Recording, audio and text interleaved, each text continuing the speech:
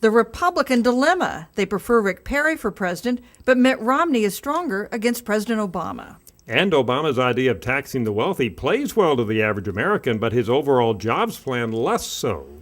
And in at least one area, the health care law is working. I'm Frank Newport, Gallup editor-in-chief. I'm Susan Page, Washington bureau chief of USA Today. And this is Election Matters.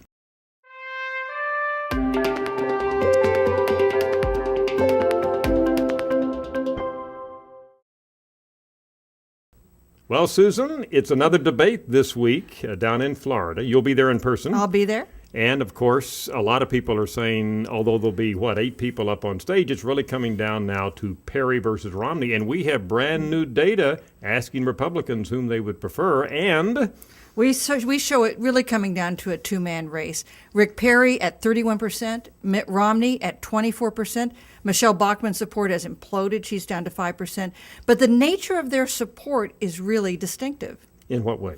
Republicans are more excited about Rick Perry, support him in a head-to-head, 49% to 39%, if they have to choose between him and Mitt Romney. But in the general election matchup, Rick Perry does not defeat Barack Obama, and Mitt Romney does. Barely, by a couple of points. Yes. That's really a dilemma, as you mentioned, a Republican dilemma, because we have the excitement being generated, so to speak, among Republicans, and our new positive intensity data that we're just getting out of the field with for the last 2 weeks show Rick Perry still generating a lot more intensity than Mitt Romney among Republicans. So Perry generating all the enthusiasm, and yet when you put him up against Obama, it's Romney that does better. So this is a real dilemma for Republicans, it looks like, who tell us in the poll, do they not? They want a candidate who can beat Obama. They do. A majority of Republicans prefer a candidate who will beat Obama against a candidate who agrees with them on everything. And, I found that in traveling with Rick Perry in Iowa over the last couple of days and interviewing him.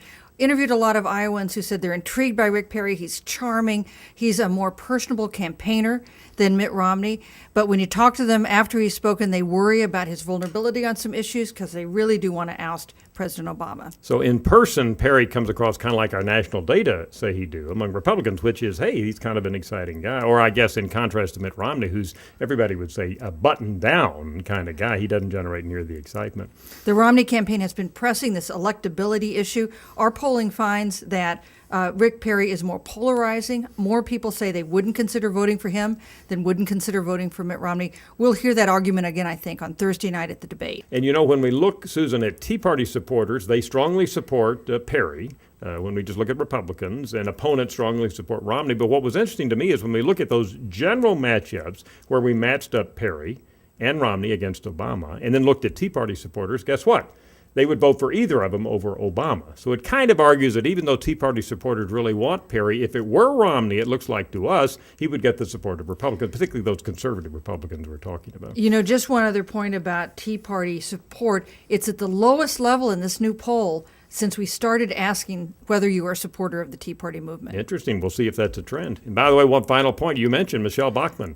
5%? 5%, a three-way tie for fourth place. That's a hard place for her to be. Absolutely. Barack Obama certainly has not been missing from the national news scene. He made his big announcement before Congress, of course, about his jobs plan. And now on Monday, he's out at the Rose Garden announcing another variation of the plan for handling the deficit.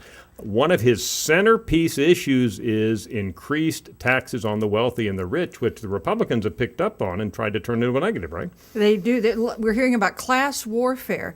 Now, this is an issue that I think can cut two ways. I mean, in one way, Americans would like to be rich. Americans aspire to be rich, so that maybe they want the rich treated well. On the other hand, we know from our polling that is a very popular idea, increasing the tax burden on those who make more than $250,000 per household a year. Yeah, absolutely. I was saying today when we look back at the data, our data and other data, that's almost like a verity, like does the sun rise in the east. Poll after poll after poll show Americans say yes, tax the wealthy, that's fine, both as a way to fix Social Security and in a general way to fix the deficit.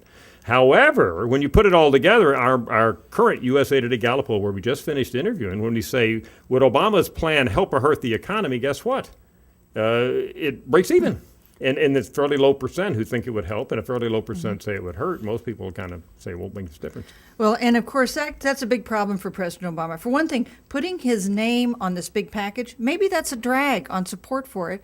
Another, people are just suspicious, I think, skeptical that big government programs are really going to turn around this economy. And you know, Susan, all of this talk about new big government plans, as you mentioned, are reminiscent of the health care bill, which was passed, of course, in 2010. And this is our most interesting finding of the week. We are actually finding in our data that some aspects of that health care plan, which are now rolling out, are having an effect.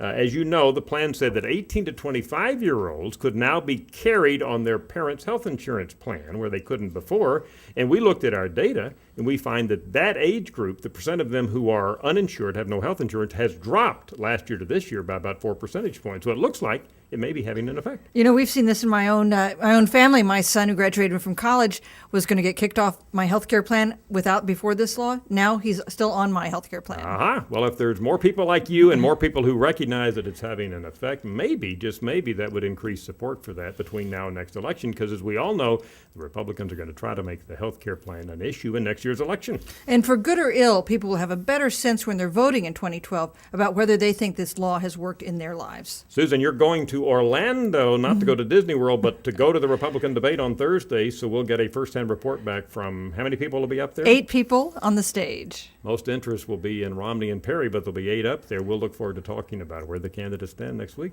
I'm Frank Newport, Gallup Editor-in-Chief. I'm Susan Page, Washington Bureau Chief of USA Today. And this is Election Matters.